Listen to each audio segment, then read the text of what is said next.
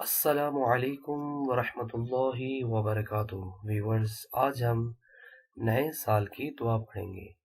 جب نیا سال شروع ہوتا تو صحابہ رضی اللہ تعالیٰ عنہ ایک دوسرے کو یہ دعا سکھاتے اور بتاتے: اللہم ادخلہ علینا بالامن والایمان والسلامت والاسلام ورضوان من الرحمن وجوار من الشیطان۔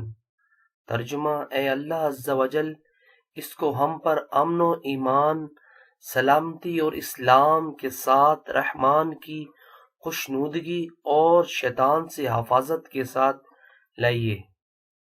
آمین، جزاک اللہ۔